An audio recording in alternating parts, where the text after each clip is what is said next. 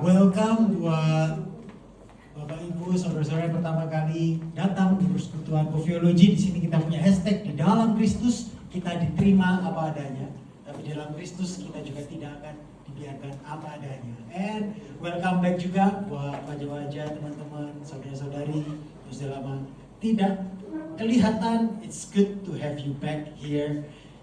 Puji nama Tuhan. Mari kita ambil waktu untuk kita siapkan hati kita, telinga kita untuk kita mendengar kebenaran firman Tuhan pada malam hari ini. Amin.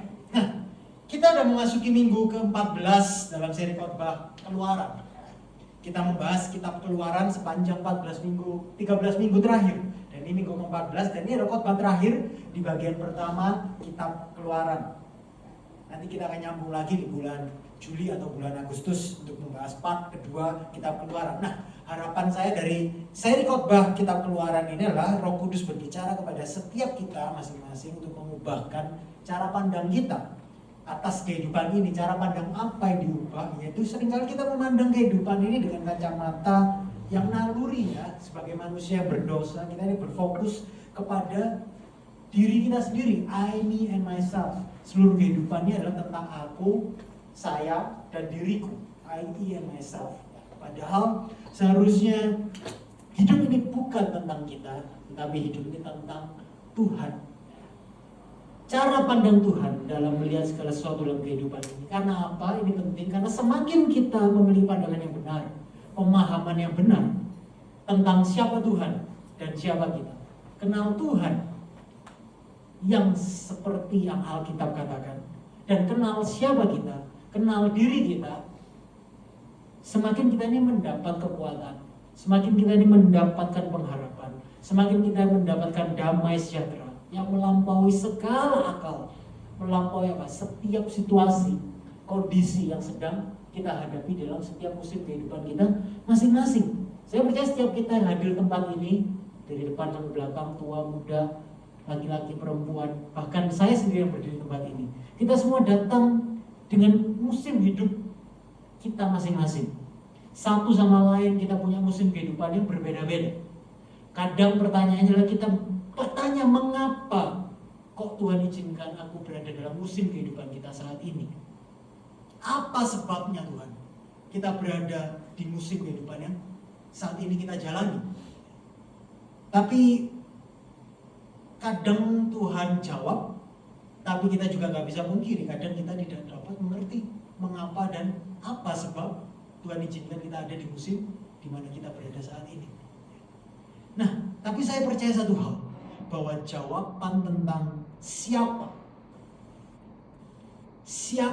yang berjalan di setiap musim kehidupan kita, siapa yang berjalan dengan kita, siapa yang mendampingi kita di setiap musim kehidupan kita, itu sebenarnya adalah jawaban yang paling kita butuhkan.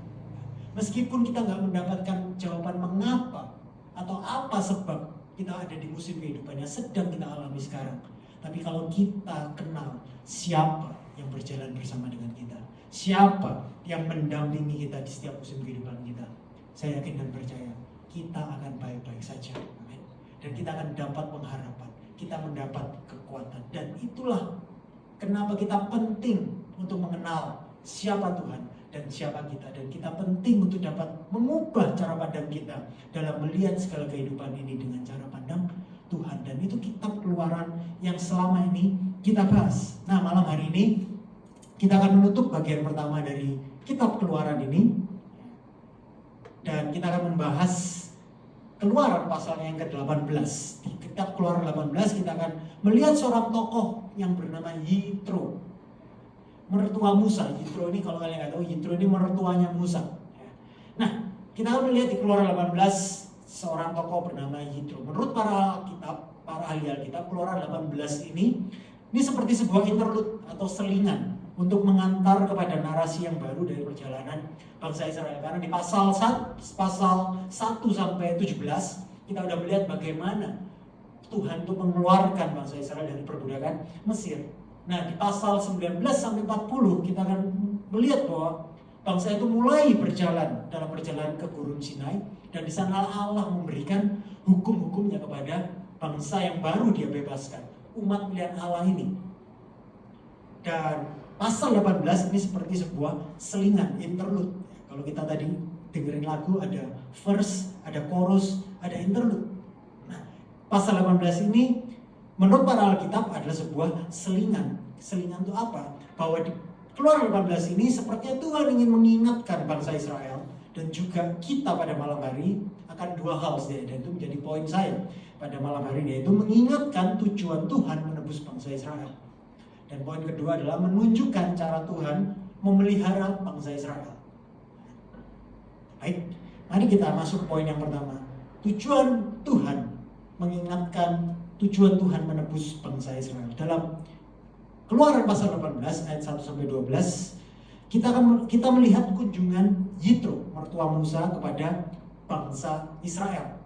Yitro pada waktu itu bangsa Israel sudah selesai keluar dari perbudakan Mesir, lalu mereka baru saja berperang melawan bangsa Amalek dan menang.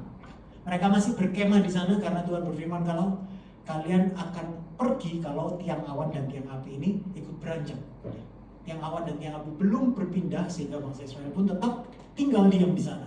Nah, ketika itulah mertua Musa pasti sudah mendengar berita tentang apa yang terjadi dengan bangsa Israel di Mesir ini sudah menyebar ke semua kota-kota, desa-desa di sekitar sepenanjung Mesir di sana.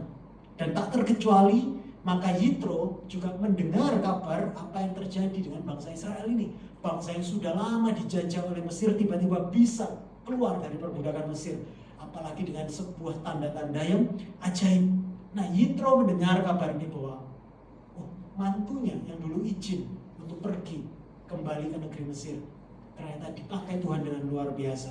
Dan Tuhan yang luar biasa itu membebaskan bangsa Israel dari perbudakan Mesir. Mendengar apa yang terjadi, Yitro bawa tuh.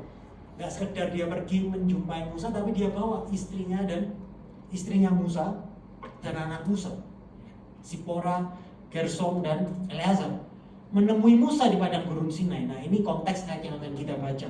Keluaran 18 ayat 7-12. Ayo kita baca, saya baca yang putih, teman-teman, saudara-saudari baca yang kuning. Oke? Sebelumnya bisa tolong dinyalain. Terima kasih. Satu lagi. Sip. Mari kita baca ayat ke-7. Saya baca yang putih, kalian baca yang kuning. Oke? Keluaran 18 ayat 7-12. Lalu keluarlah Musa menyongsong mertuanya itu. Sujudlah ia kepadanya dan menciumnya. Mereka menanyakan keselamatan masing-masing lalu masuk ke dalam kemah. Ayat 8. Setelah itu Musa menceritakan kepada mertuanya segala yang Tuhan kepada Firaun, kepada orang Mesir, segala kesusahan yang mereka alami di jalan dan bagaimana Tuhan menyelamatkan. Bersukacitalah Yitro tentang segala kebaikan yang dilakukan Tuhan kepada orang Mesir, kepada orang Israel, bahwa Ia telah menyelamatkan mereka dari tangan orang Mesir. Lalu kata Yitro, terpujilah Tuhan yang telah menyelamatkan kamu dari tangan orang Mesir dan dari tangan Firaun. Sekarang aku tahu, masih kata Yitro, bahwa Tuhan lebih besar dari segala Allah, sebab Ia telah menyelamatkan bangsa ini dari tangan orang Mesir. Karena memang orang-orang ini telah bertindak angkuh terhadap mereka. 12. Dan Yitro mertua Musa mempersembahkan korban bakaran dan beberapa korban sembelihan kepada Allah.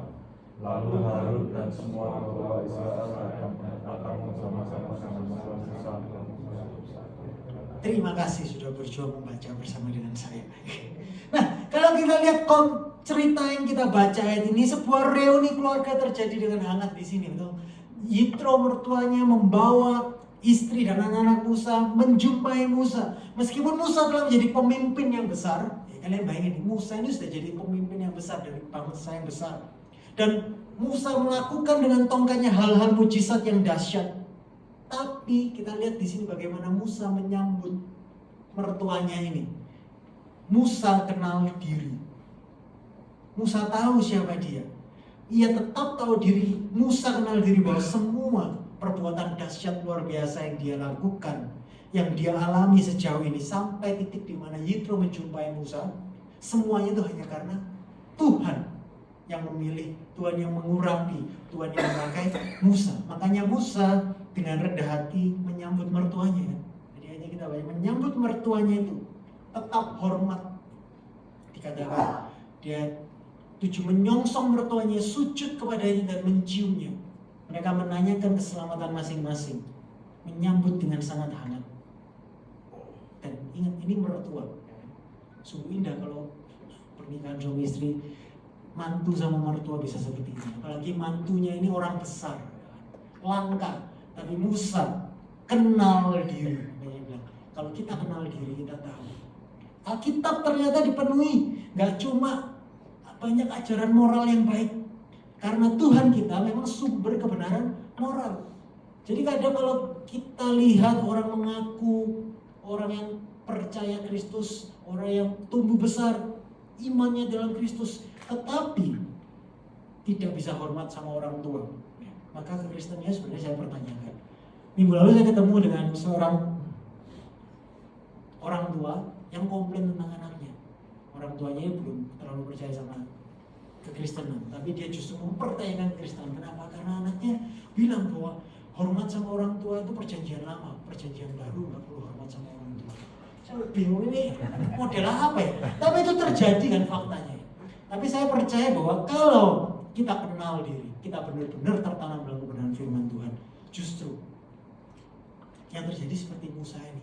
Semakin tinggi diangkat Tuhan, semakin tinggi pertolongan Tuhan, semakin tinggi penyertaan Tuhan. Tapi dia tidak pernah lupa diri. Dan salah satu buktinya dia tahu kebenarannya. Musa tahu ajaran moral yang benar. Dia tetap tunduk, tetap patuh, tetap rendah hati, menyambut mertuanya itu dengan penuh hormat. Nah, Musa menceritakan segala yang terjadi, bagaimana Allah menyelamatkan, memimpin, menyertai bangsa ini sampai di sini. And by the way, siapa sih Yitro itu? Tadi aku bilang mertua Musa, benar? Siapa sih mertua Musa ini? Keluaran 18 ayat 1 menjelaskan siapa Yitro. Dikatakan deskripsinya begini, kedengaranlah kepada Yitro, kedengaran berita tentang bangsa Israel yang dikeluarkan dengan dahsyat oleh kuasa Allah Yahweh itu. Kedengaranlah kepada Yitro bahwa Allah Yahweh itu membelah Laut Merah. Kedengaranlah kepada Yitro, siapa Yitro mertua Musa ini? Dikasih penjelasan, imam di Midian. Okay. So what's the point? Ini poinnya. Yitro itu imam di Midian. Artinya Yitro itu sebenarnya bukan penyembah Allah. Dia itu penyembah Allah yang asing. Okay. Yitro bukan penyembah Allah Abraham, Ishak dan Yakub, tapi dia penyembah dewa Allah lain. Tetapi ayat yang tadi kita baca, ayat 7-12, narasinya bilang apa? Waktu Yitro mendengar kebesaran Tuhan, maka oleh anugerahnya Tuhan membuka hati Yitro sehingga dia memuji kebesaran Allah. Bukan hanya memuji kebesaran Allah, tapi Yitro juga mempersembahkan korban bakaran dan korban sembelihan bagi Allah. Bahkan dikatakan di ayat 12, lalu Harun dan semua tua-tua Israel datang untuk makan bersama-sama dengan mertua Musa. Yitro, si penyembah Allah lain itu, lebih dahsyat lagi, di hadapan Allah. Ini luar biasa. Apa yang luar biasa? Karena kita tahu gak ada seorang pun yang dapat datang di hadapan Allah tanpa seizin Allah. Artinya seorang kalau tidak dipilih Allah, maka tidak seorang pun dapat datang di hadapan Allah. Imam di Midian, Yitro si penyembah Allah asing, mendengar kebesaran Tuhan, hatinya dibukakan dan dia meresponi dengan mempersembahkan persembahan. Ini adalah sebuah nubuatan bahwa keselamatan bukan hanya eksklusif untuk suatu suku atau bangsa tertentu, tapi untuk semua bangsa yang percaya kepada Tuhan. Pasal 18, kalian ingat pasal 17 ke belakang, itu bercerita tentang Tuhan yang menghukum bangsa-bangsa yang tidak mengenal Allah. Pertama, yang dihukum adalah bangsa Mesir. Lalu Jumat lalu kita membahas tentang bagaimana Tuhan ini menghancurkan Amalek. Benar. Tetapi 18 tiba-tiba ada orang dari bangsa yang tidak mengenal Allah, Midian. Tapi dia menerima anugerah keselamatan. Dari dulu Allah sudah punya rencana bahwa keselamatan ini bukan sekedar untuk bangsa Israel, tapi keselamatan ini dianugerahkan kepada semua bangsa, semua suku, semua ras yang terbuka hatinya kepada Tuhan. Nah, Yitro sebenarnya bukan orang yang layak, dia orang Midian yang memiliki sejarah yang buruk, yaitu sebagai pedagang budak. Orang Midian, kalau kalian ingat cerita Yusuf waktu dibuang ke sumur oleh saudara-saudaranya kan bilang dibunuh saja, tetapi bilang jangan dibunuh, mending daripada berbuat dosa kita jual saja. Dan pada waktu itu yang lewat siapa? Pedagang budak dikatakan dijual ke orang Midian. Makanya Yusuf bisa sampai ke Mesir. Orang Midian, si penjual budak, punya masa lalu yang buruk. Tetapi disinilah nubuatan tentang Allah yang mengasihi orang berdosa. Meskipun tidak layak, tetapi Allah yang sama. Allah itu memberikan kasih karunia kepada semua orang berdosa. Apapun masa lalu, melalui imam di Midian, Yitro menunjukkan bahwa anugerah Tuhan itu tidak berbatas. Dosanya besar, tapi anugerah Tuhan jauh lebih besar. Kayak Goviurji, hashtag pertama, di dalam Kristus diterima apa adanya. Apapun masa lalu kehidupan kita, apa masa lalu dosa kita di belakang, di dalam Kristus anugerahnya lebih besar daripada masa lalu kita. Amin. Nah, melalui Musa yang memberitakan perbuatan Allah Yahweh kepada Yitro si imam Midian, Yitro menjadi percaya kepada Allah Yahweh. Dan yang menarik perlu diperhatikan di sini bahwa Yitro, imam besar Midian, bertobat bukan karena perasaan hangat atau karena ia merasa bahwa orang-orang Israel ini ramah. Orang-orang Israel ini adalah kumpulan orang yang baik, yang welcoming.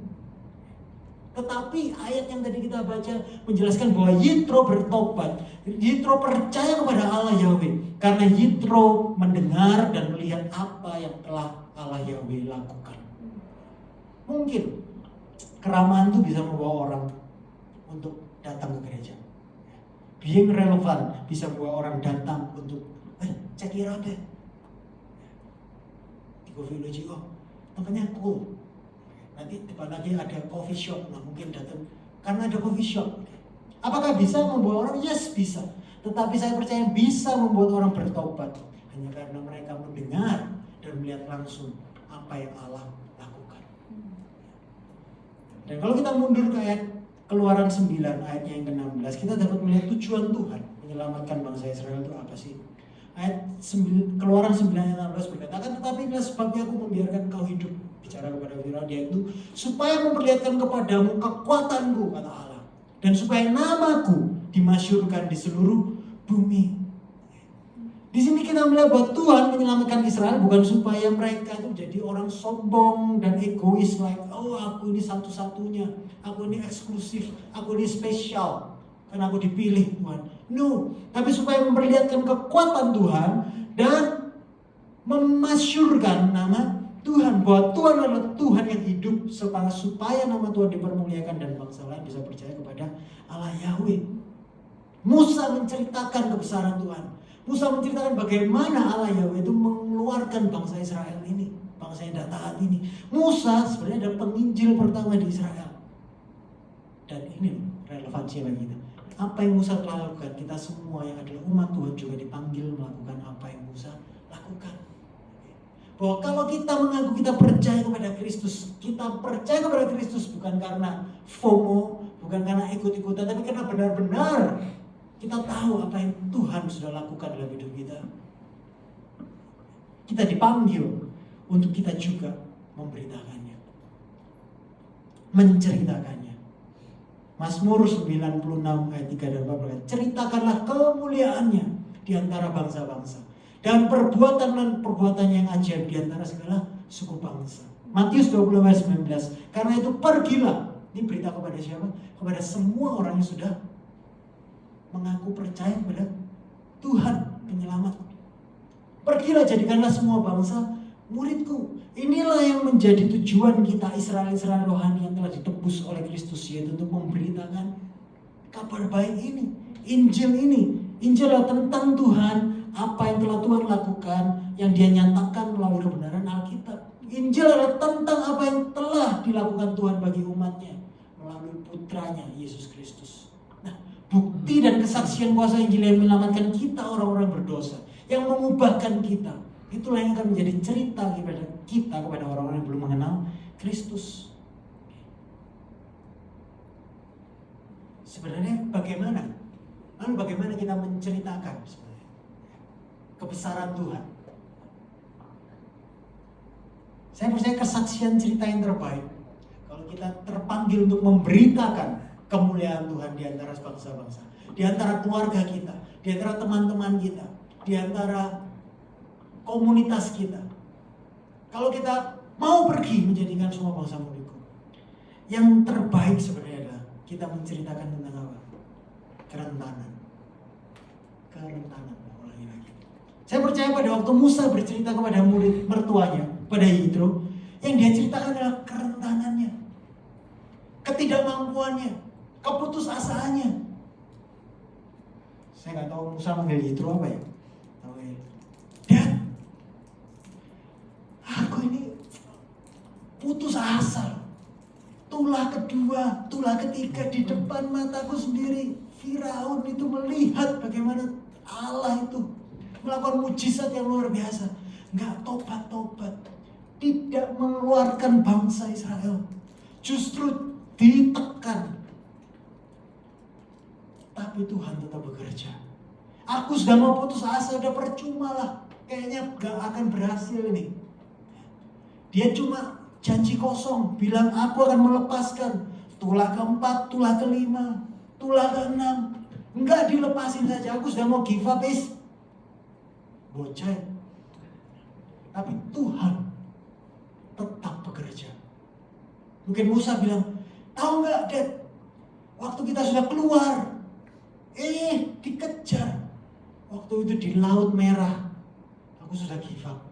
Bangsa ini yang dulunya ngaku-ngaku dengan aku berterima kasih kita keluar, menuduh aku sudah give up. Tapi Tuhan sekali lagi menunjukkan kasihnya, dia buka Laut Merah itu. Dan tahu nggak, nyampe baru lihat aku udah mau give up sama bangsa ini. Bangsa Israel yang sudah lihat mata kepala mereka sendiri ada tiang awan, tiang api, tetap komplain, bersungut-sungut. Nggak layaklah bangsa ini diselamatin, sudah mau lepas. Tapi Tuhan sekali lagi nggak give up sama bangsa ini. Wah, dan ini bukan karena aku, ini semua karena Tuhan. Saya percaya itu yang Musa ceritakan. Apa yang kita ceritakan? Seringkali di zaman sekarang kan kebalik. Perbuatan baik kita semua orang harus tahu. Dikit-dikit apa posting, dikit-dikit apa posting. Bukan berarti nggak boleh. Tetapi kebenaran firman Tuhan justru kebalik. Firman Tuhan yang saya kenal, kalau kalian memberi tangan kanan, apa katakan? Tangan kiri justru jangan sampai melihat. Duh, kebalik sih. Nyumbang sedikit aja pengen semua orang tahu. Benar. Tapi zaman sekarang justru apa? Kebaikan diumbar, keberdosaan, kerentanan disimpan baik-baik. Padahal kebenaran justru kebalikannya. Bukan saya mengajari kalian mengumbar keberdosaan ya, tetapi prinsipnya justru kebalik.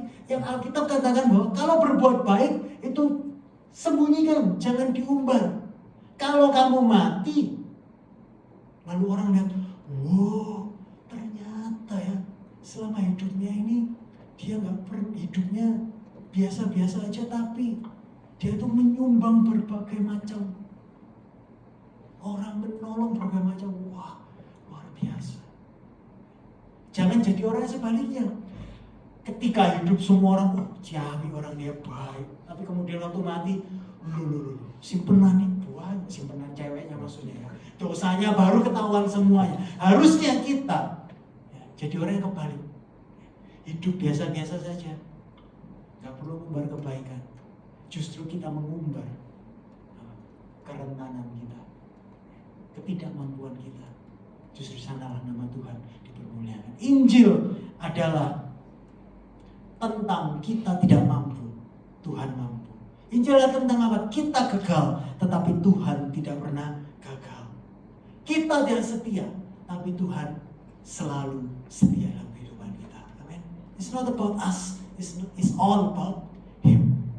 Itu yang Musa ceritakan dan yang membuat Yitro, Orang yang dulunya menyembah Allah Israel, Allah yang lain, dewa-dewa yang lain, terpukau, bertobat, mau percaya bahwa ini adalah Allah yang benar.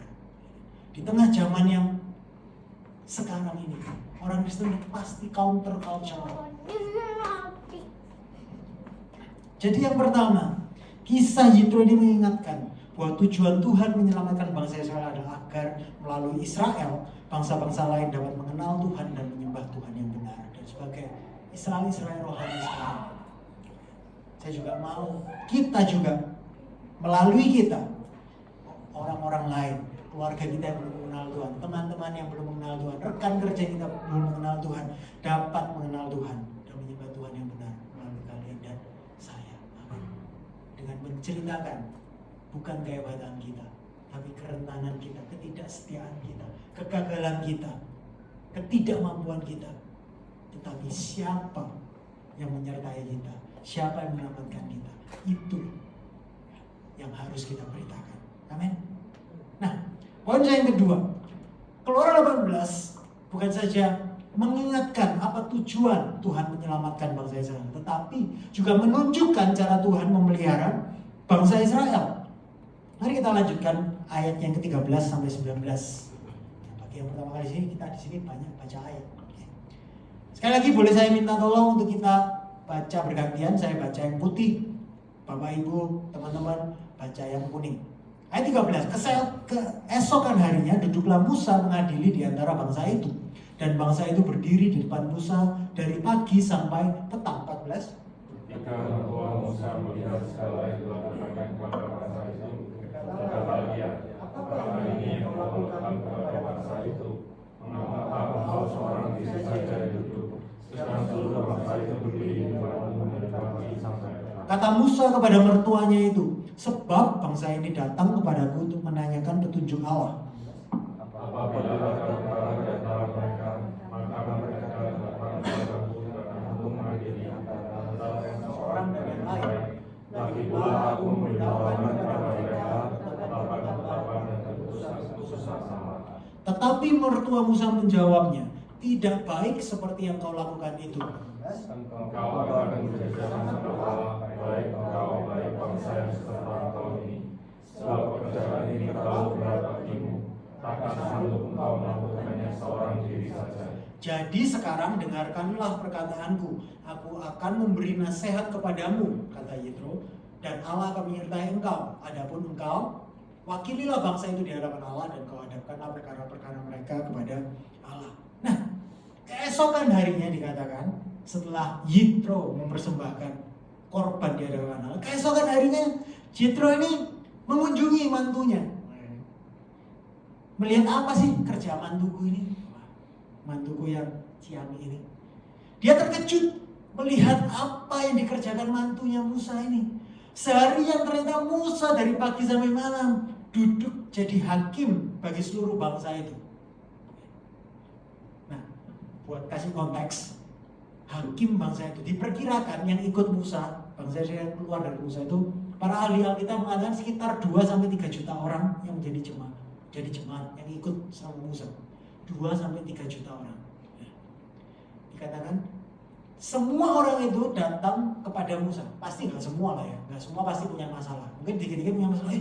Ini loh, mana aku diambil sama dia. Aku sudah susah-susah ngolah, diambil sama dia. Dia itu ngambil kambingku.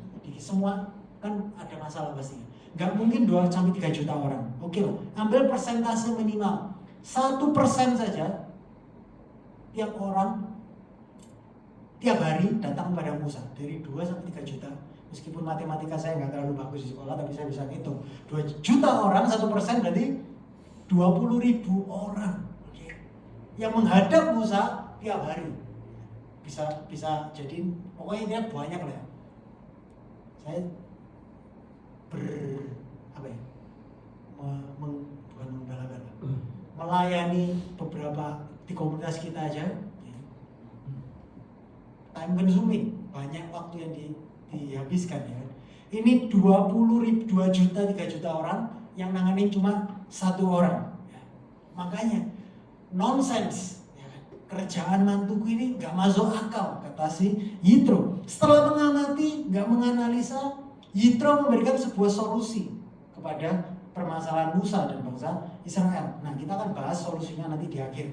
Tapi hal pertama yang saya mau kita sama-sama perhatikan adalah siapa yang kasih solusi kepada Musa untuk permasalahan umat pilihan Allah? Yitro. Siapa Yitro? Orang Midian. Yitro si imam Midian, Yitro si penyembah dewa lain, Yitro yang tidak mengenal Allah Yahweh. Dia yang kasih solusi buat Musa, orang pilihan Tuhan, pemimpin pilihan Tuhan, untuk masalah umat pilihan Tuhan. Yang kasih solusi itu hikmatnya orang yang di luar Tuhan. Yang kasih solusi hikmatnya orang yang di luar Tuhan. Nah, ada pola dalam Alkitab tentang bangsa-bangsa lain yang keahliannya dipakai untuk menolong umat Allah. Jadi bukan hanya Yitro salah satunya. Kalau kita maju, kalian bisa baca ketika Raja Salomo membangun bait Allah yang super megah dan super mewah itu, desainernya itu seorang dari Tirus, negara Tirus, karena operasi plastik ya, tapi dari negeri Tirus. Yang desainnya yang ahli dalam bidangnya, desainernya orang yang tidak mengenal Tuhan. So, what's my point? Artinya apa? Allah bermaksud menolong umatnya melalui mereka yang bukan umatnya. Nah, saya mau kita belajar sebuah istilah teologis yang disebut kasih karunia umum, anugerah umum, atau common grace. Bisa katakan sama-sama common grace. Okay, common grace. Kalau ada umum berarti ada yang khusus dong. Yes, ada yang khusus. Kalau yang khusus namanya saving grace. Common grace, anugerah umum tidak sama dengan saving grace. Yang khusus itu adalah saving grace. Kasih karunia yang khusus adalah kasih karunia yang menyelamatkan kita orang percaya. Kasih karunia yang khusus itu hanya diperuntukkan bagi orang yang mengaku percaya dalam hati, ucapkan dalam mulut bahwa Tuhan Yesus adalah Tuhan dan Juru Selamat. Jadi common grace tidak sama dengan saving grace. Nah, common grace atau kasih karunia yang umum, wahyu umum, anugerah umum, diperuntukkan bagi semua orang karena Allah kita bukan saja Allah pencipta, tapi Dia Allah pemelihara seluruh ciptaannya. Yakobus 1 ayat 17 berkata bahwa setiap pemberian yang baik dan setiap anugerah yang sempurna datangnya dari atas, diturunkan dari Bapa segala terang, dari Allah sang pencipta. Itu Allah tidak sekedar mencipta, tapi Allah juga pemelihara. Ini artinya setiap tindakan kebaikan, kebijaksanaan, keadilan, dan semua keindahan. Art without art is just all the goodness, all the art, keindahan. Tidak peduli siapapun yang melakukannya, apapun latar belakang kepercayaannya, siapa yang disembah. Menurut Yakobus 1 ayat 17, itu semua dimampukan oleh Allah sang pencipta yang tidak hanya mencipta tapi memelihara. Inilah suatu karunia pemeliharaan Allah atas ciptaannya. Saya baca survei tahun 2024 dinyatakan bahwa survei umat Kristen di seluruh dunia ini jumlahnya 2,6 miliar orang. Dari total penduduk sekarang tahun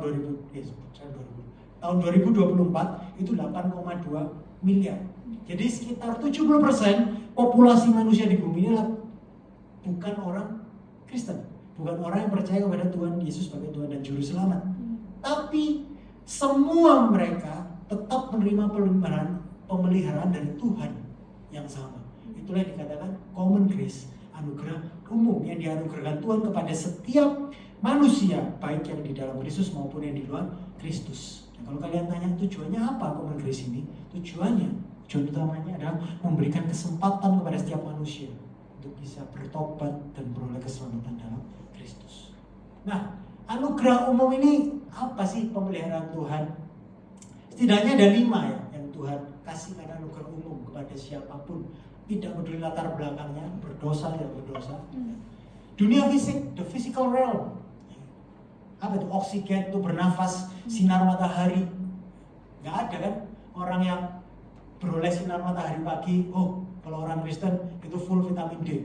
Kalau yang orang berdosa, vitaminnya jelek-jelek. No, semuanya punya anugerah yang menerima anugerah pemeliharaan yang sama. dari oksigen yang sama, sinar matahari yang sama diberikan kepada semua orang. Intelektual, penemuan dalam segala bidang di dunia ini oleh orang yang belum mengenal Kristus juga adalah hasil dari common grace. Kalau kita bisa menikmatinya, contoh yang kita pakai sekarang, QR code, siapa yang nggak pakai kris QR? Itu diciptakan siapa? Orang yang tidak mengenal Tuhan. Seorang dari Jepang, Masahiro Hara, atau kalian ada di sini karena terima flyer saya, karena ada WA, karena ada internet. Ini ada, bisa lihat screen di belakang, karena ini terhubung oleh internet. Siapa yang nyiptain internet? Adalah Sir Tim Berners-Lee, seorang ateis dan seorang universalis. Tapi kita menikmati semuanya, kita memakai semuanya, benar? Dunia moral realm. Moral itu juga adalah anugerah umum, kesadaran akan perbuatan yang baik dan buruk. Semua orang pasti agree apapun latar belakang yang dia percaya bahwa mencuri, memperkosa, membunuh adalah jahat. Dan Lukas 6:33 berkata, Tuhan Yesus berkata bahwa orang berdosa juga tahu bagaimana membalas perbuatan baik terhadap sesamanya. Ini membuktikan bahwa orang berdosa mempunyai juga pengetahuan tentang yang baik dan yang buruk. Kreativitas, kita mengetahui banyak seniman, artis, pemusik, pelukis yang sangat berbakat dan kreatif, tapi mereka bukan orang yang telah menerima Kristus, tapi kita juga menikmati hasil karya mereka sebagai hal yang indah yang kita nikmati. Dunia sosial, common grace juga nyata dalam dunia sosial, society realm, pemerintahan, organisasi sosial, sistem pendidikan, banyak yang dirun oleh orang-orang yang tidak mengenal Kristus. Nah, mengatakan bahwa sesuatu itu harus dibuat oleh orang Kristen, dijalankan oleh orang Kristen, dirancang oleh Kristen, baru itu menguntungkan, itu sama saja dengan mengabaikan fakta bahwa sebagian besar hal yang kita nikmati, bagaimana Tuhan memelihara ciptaannya, itu tidak hanya berasal dari orang Kristen. Rumah yang kita tinggali, sekolah yang kita datangi, mobil yang kita kendarai, teknologi yang kita gunakan, bahkan kita di bawah pemerintahan Joko Widodo, Prabowo Subianto, ya, sebagian besar itu hasil karya Tuhan melalui orang-orang tidak percaya. Kita perlu melihat ini dan bersyukur akan hal ini dan bersedia belajar dari siapapun. Nah, seorang teolog Terence E. Frattin dalam komentarinya Kitab Keluaran mengatakan bahwa Sang Pencipta telah memberkati dunia dengan banyak karunia terlepas dari kegiatan penebusan Allah, karya keselamatan Allah. Jemaat yang ditebus harus bersemangat untuk menemukan karunia-karunia itu dan memanfaatkannya dengan rasa syukur, tidak peduli dari mana sumbernya dalam ciptaan Allah yang luas. Banyak dari apa yang kita lakukan dalam kehidupan sehari-hari kita berasal dari ide-ide, perspektif, dan metode-metode yang tidak berasal dari wahyu khusus dari Allah. Ini tidak berarti bahwa hal tersebut kurang selaras dengan kehendak Allah. Sebaliknya umat Allah harus menerima ketergantungan bersama pada pengalaman umum manusia di dunia untuk banyak hal yang mereka lakukan, mengakui bahwa Allah Sang Pencipta telah bekerja dengan penuh kuasa di bidang itu demi kepentingan kesejahteraan semua orang. Nah, Allah sering menggunakan kebijaksanaan, wawasan, imajinasi, dan akal sehat para yitro-yitro di dunia ini untuk membuat kehendak ilahi diketahui. Ya, kita ini penikmat dari common grace. Oke, common grace, apa kaitannya dengan kehidupanku sekarang? Ini loh yang saya mau sampaikan ya. Banyak orang Kristen yang tidak memahami anugerah umum, common grace, seringkali komplain sama Tuhan. Mana Tuhan pertolonganmu? Mana Tuhan pemeliharaanmu? Padahal Tuhan sudah menyediakannya, sudah memelihara kalian melalui common grace. Seringkali Tuhan disediakan pemeliharaan lewat anugerah umumnya.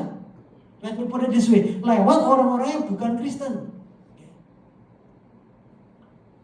Saya berapa kali masih mendengar ada rekan atau kenalan yang gak mau berobat ke dokter tertentu. Hanya karena apa? Beda agama. Fakta, saya masih mendengar seperti itu. Padahal dia yang paling kompeten di bidangnya. Tapi seringkali ketika bertemu selalu mengeluh, aduh sakitku gak sembuh-sembuh. Loh ya pergi ke sana loh, tapi dia itu gak seiman. So what? Ada juga yang datang mengeluh, usahaku gak berkembang. Usut ternyata dia hanya mempekerjakan, mengutamakan orang-orang yang seiman, padahal gak kompeten dalam bidang yang dilakukannya. Tapi terus komplain, Tuhan, pemeliharaanmu mana? So anugerah umum bisa Tuhan pakai untuk pemeliharaan kita.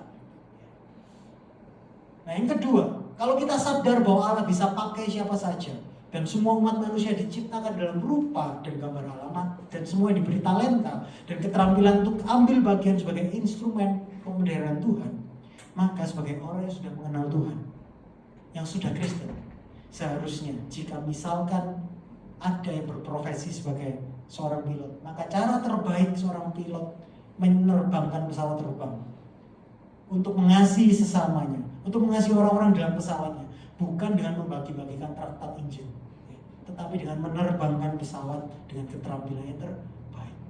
Kalau ada seorang staf accounting yang kenal Tuhan, yang percaya pada Tuhan, seharusnya cara dia mengasihi orang, memberitakan firman Tuhan, memberitakan Injil, seharusnya dengan menjurnal dengan teliti dan melakukan pembukuan yang rapi dan akurat, karena tahu dia adalah saluran dari kasih Allah ke atas semua orang. Karena melalui apa yang kita kerjakan itu Tuhan pakai untuk memelihara ciptaan, memelihara sesama manusia dan lain sebagainya. Dengan kata lain, seorang yang bekerja dengan pekerjaan yang excellent sebenarnya lebih memuliakan Allah dari seorang Kristen yang bekerja secara asal-asalan. Ulangi lagi ya. Dengan kata lain, seorang yang bekerja dengan pekerjaan yang excellent sebenarnya memuliakan Allah lebih dari seorang yang bekerja asal-asalan, tapi mengatakan, aku ini melakukannya demi kemuliaan Tuhan, hanya karena dia seorang Kristen. Dapatkah kalian melihat bahwa pemahaman akan komun grace ini akan menuntun kita, orang Kristen, menjadi orang-orang yang paling menghargai apa yang Tuhan percayakan sama kita, tapi juga paling menghargai karya Allah melalui orang-orang meskipun dia bukan orang yang seiman. Tuhan memelihara umat pilihan dengan cara yang ajaib. Kalau kita baca Keluaran yang sebelumnya, Tuhan memelihara bangsa Israel dengan caranya yang ajaib. Mana turun dari langit, tiang awan dan tiang api menuntun jadi AC dan heaternya bangsa Israel. Ada di padang gurun, kalau panas, kalau lagi siang panasnya minta ampun, kalau lagi malam dinginnya minta ampun. Tapi ada tiang awan dan tiang api yang Tuhan sendiri penyertanya di sana, jadi AC dan heater alami. Ketika mereka haus, melalui Musa Tuhan mengirimkan air yang segar melalui batu karang, ajaib.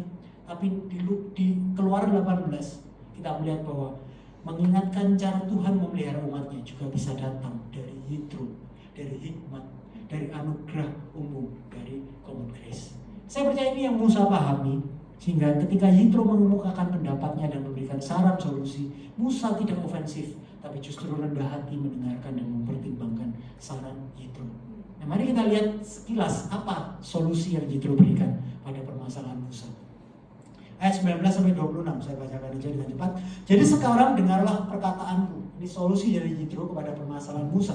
Aku akan memberikan nasihat kepadamu dan Allah akan menyertai engkau. Adapun engkau, wakililah bangsa itu di hadapan Allah dan kau hadapkanlah perkara-perkara mereka kepada Allah.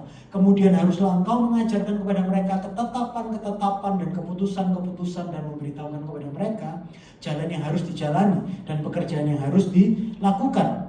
Di samping itu kau carilah dari seluruh bangsa itu orang-orang yang cakap dan takut akan Allah, orang-orang yang dapat dipercaya dan yang benci kepada pengajaran suap. Tempatkanlah mereka di antara bangsa itu menjadi pemimpin 1.000 orang, pemimpin 100 orang, pemimpin 50 orang, dan pemimpin 10 orang. Dan sewaktu-waktu mereka harus mengadili di antara bangsa, maka segala perkara yang besar haruslah dihadapkan mereka kepadamu, tapi segala perkara yang kecil diadili mereka sendiri. Dan dengan demikian mereka meringankan pekerjaanmu dan mereka bersama-sama dengan engkau turut menanggungnya. Jika engkau berbuat demikian dan Allah memerintahkan hal itu kepadamu, maka engkau akan sanggup menahannya dan seluruh bangsa ini akan pulang dengan puas senang ke tempatnya. Ayat 24, Musa mendengarkan perkataan mertuanya itu dan dilakukannya segala yang dikatakannya. Dari seluruh orang Israel, Musa memilih orang-orang yang cakap dan mengangkat mereka menjadi kepala atas bangsa itu, menjadi pemimpin memimpin 1.000 orang, memimpin 100 orang, dan memimpin 50 orang, dan memimpin 10 orang. Mereka ini mengadili di antara bangsa itu sewaktu-waktu, perkara-perkara yang sukar dihadapkan mereka kepada Musa, tapi perkara-perkara yang kecil diadili mereka sendiri.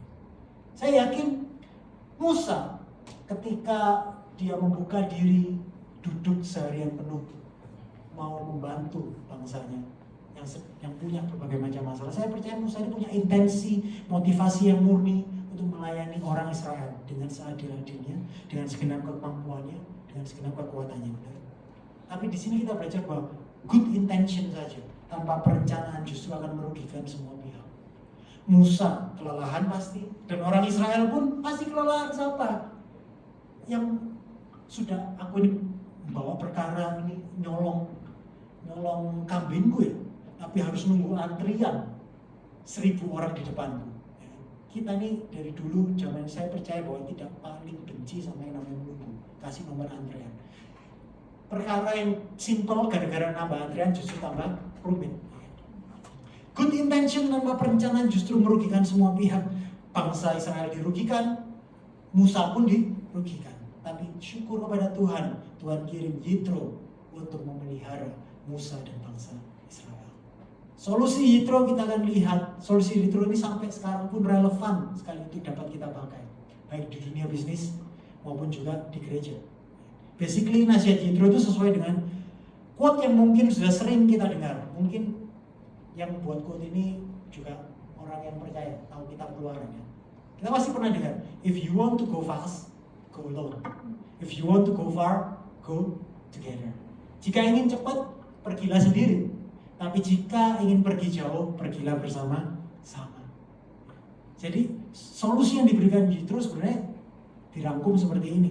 Yitro menasihati Musa untuk, kamu kalau kayak gini nggak mungkin kemana-mana kamu ini.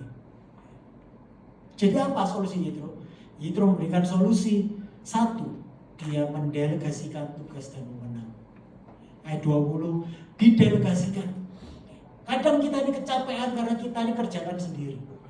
Kita perlu mendelegasikan. Dan yang kedua, mendelegasikan sudah bagus. Tapi mendelegasikan tanpa mendelegasikan kepada orang yang tepat juga tidak akan menyelesaikan masalahnya. Makanya di ayat 21a Yitro kasih, kamu delegasikan tetapi orangnya harus ada kriterianya. Orang-orang yang cakap, yang takut akan Allah, yang dapat dipercaya dan yang benci kepada pengejaran suap. Delegasi saja tanpa mendelegasikan kepada orang yang tepat tidak akan menyelesaikan masalah. Perlu mendelegasikan kepada orang-orang yang punya memang kriteria yang tepat. Dan yang sudah didelegasikan nemu orang yang tepat, tapi juga perlu proporsi yang tepat. Proporsi juga penting. Makanya di 21b memimpin 1.000 orang, 100 orang, 50 orang, dan 10 orang. Itu berbicara tentang apa? Tiap kita punya kapasitas masing-masing. Tiap kita punya proporsi masing-masing. Dan penting untuk mendelegasikan orang yang tepat dengan proporsi yang tepat. Wah, saya percaya ini hikmat yang sangat bisa dipakai sampai sekarang, baik di dunia kalian maupun dunia pelayanan. Dan terutama juga Tuhan, tanpa hikmat yang Tuhan titipkan pada Yitro, nggak mungkin ini Musa mampu memimpin bangsa ini berjalan sampai 40 tahun. Nanti akhirnya kan bangsa ini berputar 40 tahun. Tanpa hikmatnya yang Tuhan titipkan kepada Yitro, nggak mungkin bertahan 40 tahun. Nggak kemana-mana. Tapi Tuhan sudah tahu bagaimana cara dia memelihara umat pilihannya. Dan kebijaksanaan hikmat manajerial pun, common grace pun, wahyu umum pun, common sense adalah alat Tuhan untuk menopang, memelihara kehidupan umatnya. Dan saya percaya prinsip ini terlebih lagi juga berlaku untuk kehidupan gereja. Gak ada gereja yang dapat bertahan jika dikerjakan oleh satu orang saja, hamba Tuhannya saja. Akan ada waktunya memang tidak dikerjakan satu orang saja. Gereja harus membuka ruang seluas-luasnya untuk setiap jemaat dapat ambil bagian dalam pekerjaan Tuhan sesuai dengan kriteria dan proporsi yang Tuhan tetapkan untuk masing-masing orang. Jadi saya juga berdoa jika kalian bertumbuh tempat ini, kalian merasa tempatnya adalah tempat di mana kalian mau untuk dimuridkan, saya mengajak untuk kita bisa mendoakan dan mengumpulkan peran apa yang bisa kalian ambil di pelayanan ini ke depannya. Saya percaya jika Tuhan panggil kalian untuk bertanam dan bertumbuh di komunitas ini, saya percaya pasti ada proporsi untuk kalian kerjakan bersama-sama untuk kita melayani dan berjalan lebih jauh lagi. Amin. Nah, saya akan tutup dengan berita Injilnya. Kalau kalian ingat, common grace tidak sama dengan saving grace. Pemeliharaan Tuhan kepada bangsa Israel melalui hikmat Musa, melalui hikmat Yitro, Musa mendelegasikan kepada banyak orang dengan kriteria tertentu. Tapi common grace is not the saving grace. Saving grace, anugerah yang menyelamatkan. Tuhan tahu, Tuhan mendelegasikan berita Injil ini kepada semua orang. Tapi hanya satu yang Tuhan tidak bisa delegasikan kepada kalian siapapun, yaitu saving grace. Tuhan tidak dapat mendelegasikan cara menyelamatkan kalian dan saya. Tapi Tuhan mendelegasikan hanya kepada satu orang, yaitu anaknya yang tunggal sendiri. Tugas yang tidak bisa kalian dan saya ambil bagian. Tugas yang tidak akan pernah bisa kita lakukan dengan kekuatan grace kita. Ironisnya ada seringkali kita menggunakan common grace. Kita menggunakan apa yang kita usahakan dalam memelihara sebagai lisensi untuk aku layak diselamatkan. Padahal tidak pernah dan tidak akan pernah bisa perbuatan baik kita, kerja keras kita, pelayanan kita, dedikasi kita itu menghasilkan saving grace for you and me. Tuhan tahu, makanya Dia hanya mendelegasikan kepada satu orang saja, itu anaknya yang tunggal, di mana hanya melalui Dia kita menerima saving grace. Dan justru dari saving grace inilah semuanya berpusat. Common grace tujuannya saya bilang di awal, tujuannya adalah membuat kita menjadi sadar bahwa Tuhan pemelihara kita, menunjukkan kita bahwa kita butuh Tuhan. Tujuan kita diselamatkan kembali lagi karena kita tahu bahwa ada Tuhan. Tidak berdosa dibuat menjadi berdosa, mati buat kita yang berdosa. Justru itulah berita baiknya. Justru itulah yang kita beritakan. Semua berpusat kepada saving grace. Ayat terakhir, Kisah 4 ayat 12. Mari saya undang kita bangkit berdiri. Jadi, Dialah satu-satunya yang bisa menyelamatkan manusia. Siapa Dia? Karena di seluruh dunia hanya Dialah yang dipilih Allah, yang didelegasikan Allah sebagai penyelamat manusia. Tidak ada yang lain. Dan nama satu orang itu, nama satu orang yang dipilih Allah sebagai penyelamat kita, satu-satunya, namanya Yesus Kristus. Kita dipanggil untuk menjadi sarana common grace, melalui hikmat kita, melalui pekerjaan kita, bisa menjadi kesaksian. Tetapi hanya ada satu, itu dia akan membawa kepada saving grace. Saving grace hanya ada melalui satu pribadi, yaitu Tuhan Yesus Kristus. Oleh sebab itulah hari ini biar kita diingatkan tujuan kita diselamatkan bukan untuk kita berbangga diri, bukan karena kita spesial, tapi kita dipanggil untuk kita menceritakan kemuliaan Tuhan yang sudah menyelamatkan kita. Oleh anugerahnya yang mahal yang sudah menyelamatkan kita, itulah yang menjadi tujuan kita, untuk kita menceritakan kebesaran Tuhan yang sudah menyelamatkan kita, yang seringkali tidak setia, yang sudah menyelamatkan kita yang sangat berdosa ini, yang sudah seringkali gagal. Tapi kita tahu siapa yang menyelamatkan kita, siapa yang bersama kita, dan kita dipanggil untuk memberitakan namanya yang besar itu, dan memasyurkan namanya yang besar itu. Itulah tujuan kita diselamatkan. Dan mulai pemeliharaannya, biar kita dapat melihat, kita dipanggil untuk ambil bagian dalam pemeliharaan ciptaannya, supaya setiap orang juga pada akhirnya dalam mengenal Allah sang pencipta itu, yang juga memelihara, dan juga terlebih lagi Dia sendiri yang menyelamatkan kita semuanya. Amin. Kita nyanyi lagu ini.